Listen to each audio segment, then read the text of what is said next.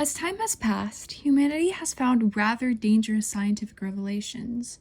We have made the Tsar Bomba something even more reckless than a regular hydrogen bomb. So if you think about it, how much power does humanity hold to not destroy everything we have ever known right now? What if someone wants to send our sun into a supernova to end the entire world at any given second? They could probably figure out how to do so, despite astrophysics saying it is nowhere near possible, considering the solar mass of our sun. Scary, isn't it? Well, this is where this podcast begins, though I will not be talking about people's plans to end the world that you commonly see in sci-fi movies. I will, however, be speaking of the universe, its qualities, and my theoretical findings and thoughts.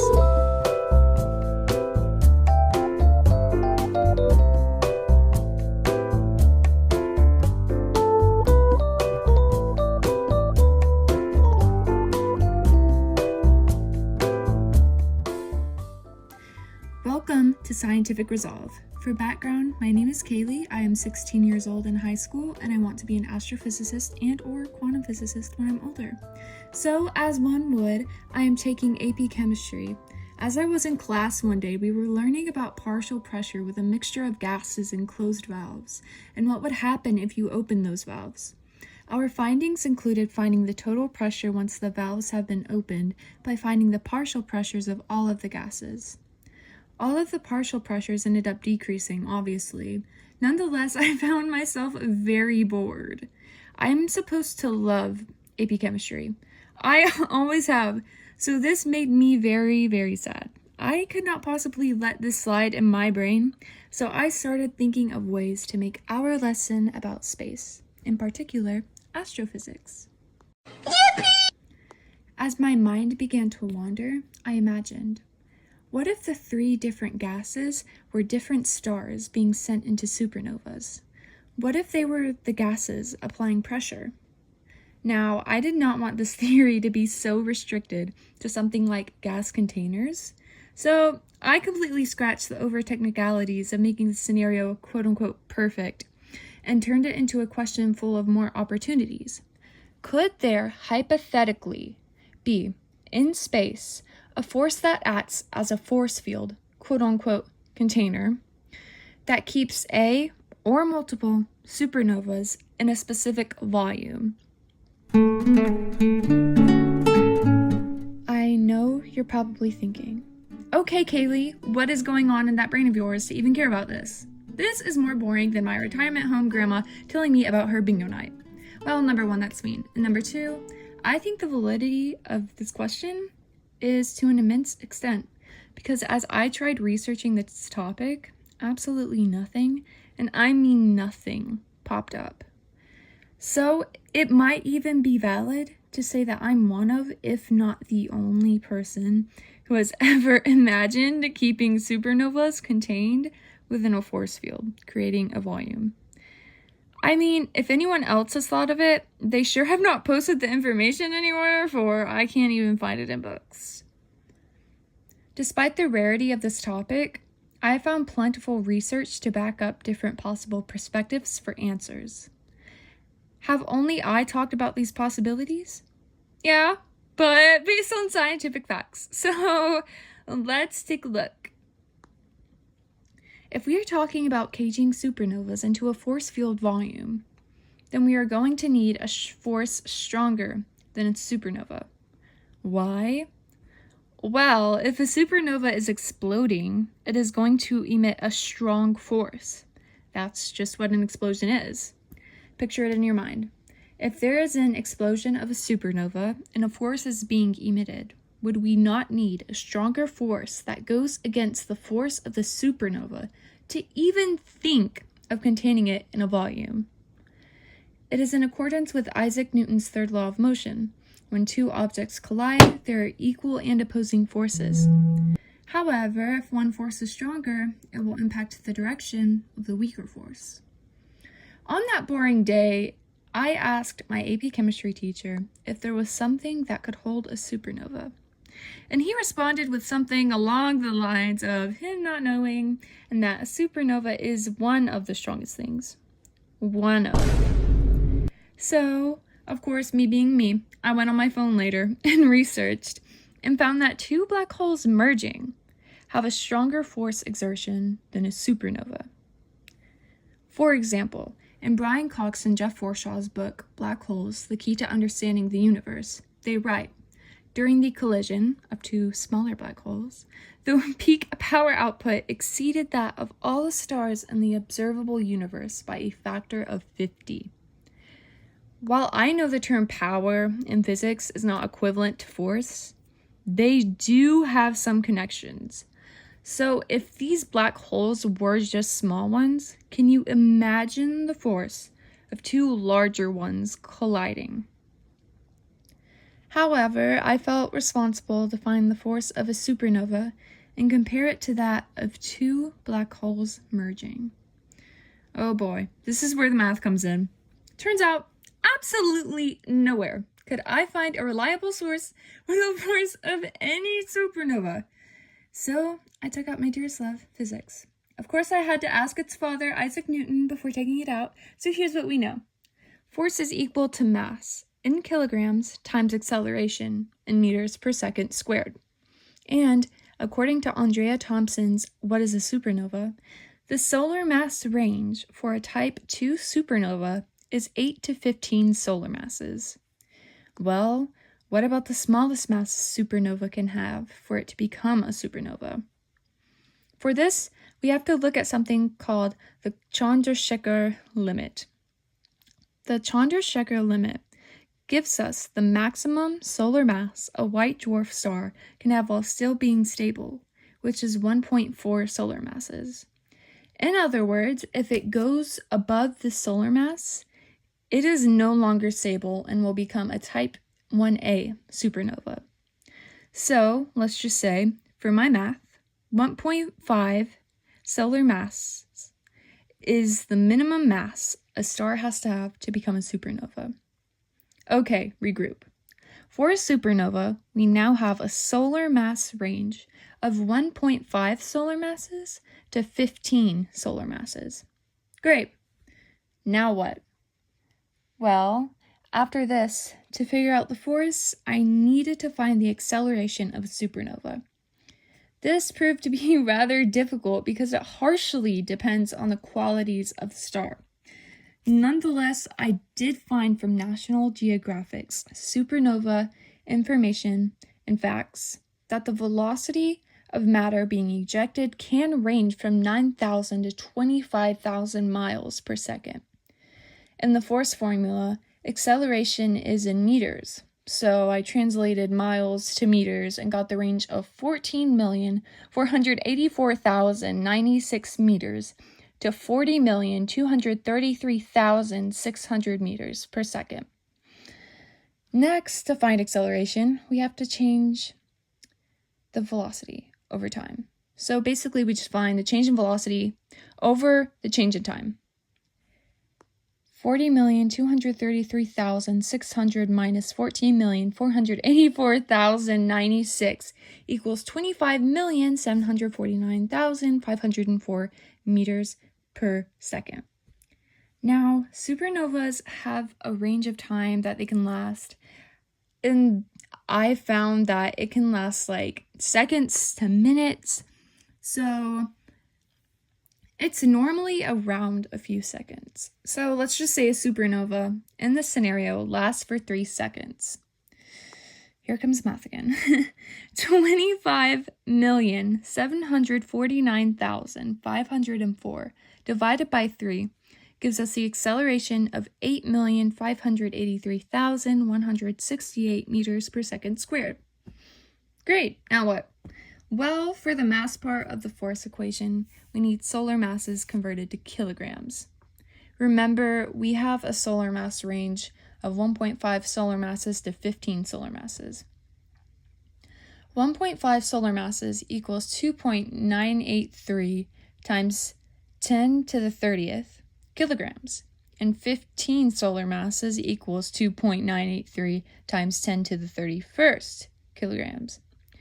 After finding this range, I calculated the force for the minimum and maximum mass in kilograms, and found a final supernova force range of, oh gosh, this is a lot of numbers, but you know what? It was worth it.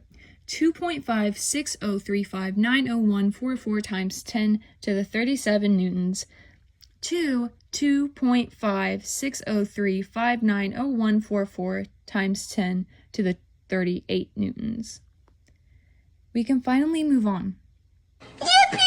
One might think that black holes have a force going towards them. Individually, they do have a gravitational force that lets nothing that falls within its event horizon escape. But when they merge, they're going to have a force between them that is once again a gravitational force. Now, if you have any knowledge of forces, you might be wondering, isn't gravity the weakest force? Well, yes, but when you think of black holes, which have some of the biggest masses in the entire universe, it doesn't really matter that gravity is the weakest force, because when two of those beasts start to merge, it has the strongest force. There is literally no escaping. Like, imagine yourself in that scenario. You're not going to escape. Even worse than an individual one's event horizon. And like it was stated earlier from the book Black Holes, The Key to Understanding the Universe, the power output exceeds that of all stars in the universe by an enormous factor. So just imagine the force between two black holes about to merge into one. Say there is a distance before they merge. What if a, or multiple, supernovas were in between those two merging black holes? Would the force from the black holes create a force field that acts as a container for the explosion of the gases to be contained in?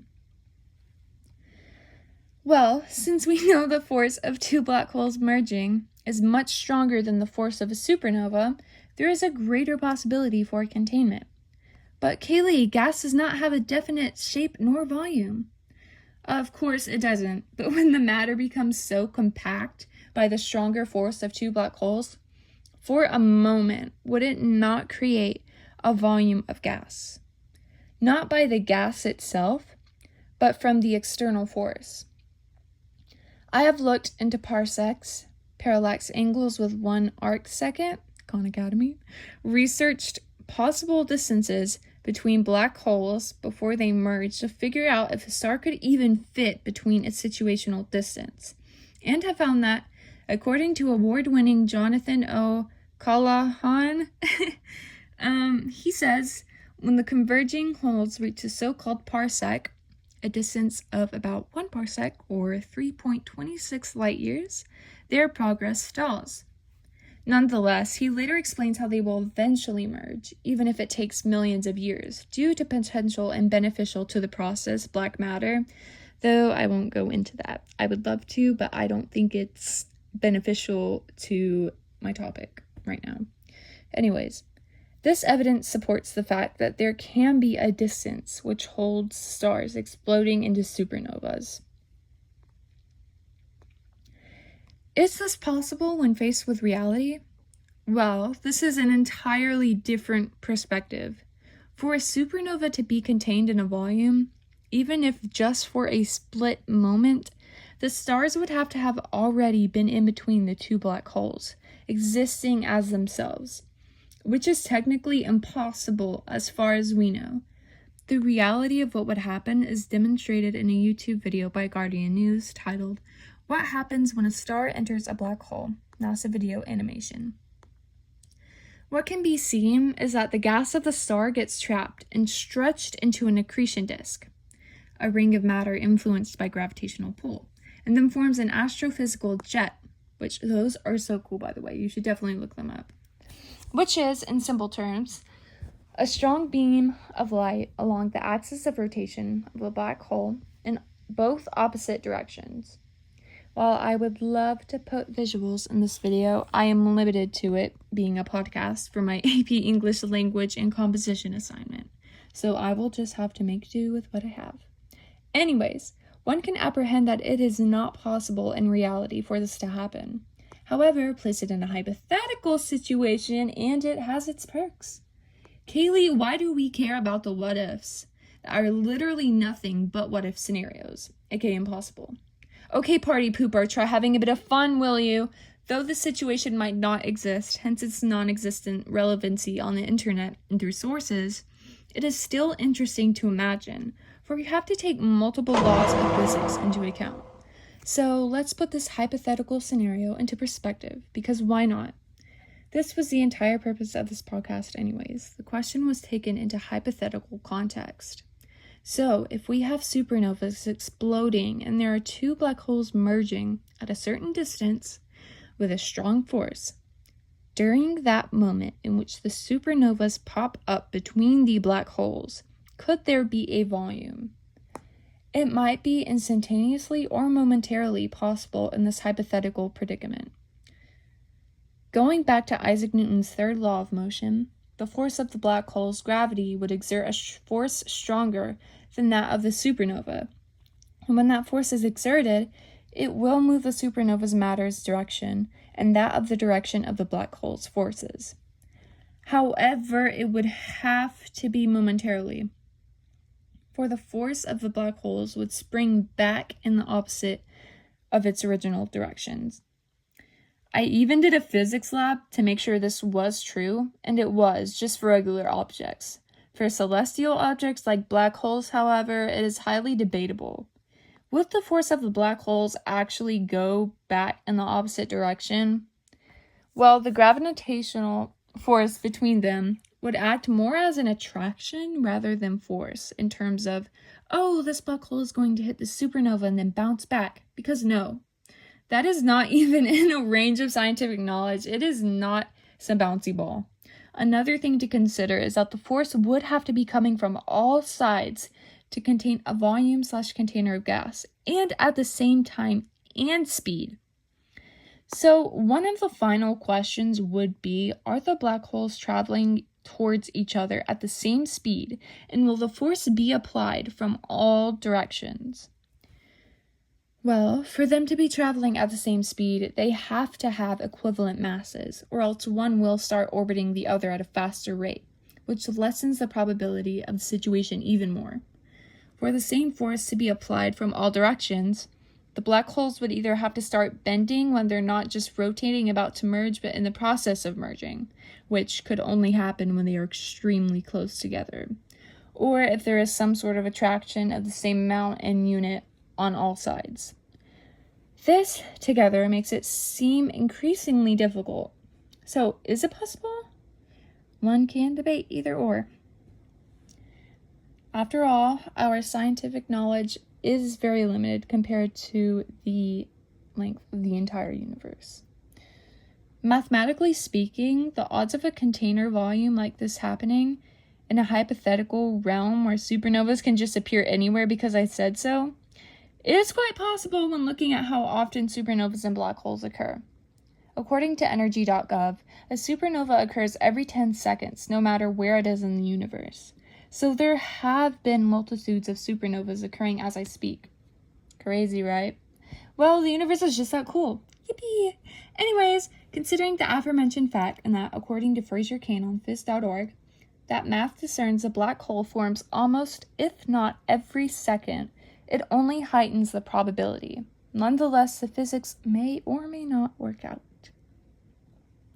The overall point of this was to explore the laws of physics, math, and probability to assume the outcome of a hypothetical situation in mystery. Personally, I lean towards it being more impossible than possible, but I will digress for now.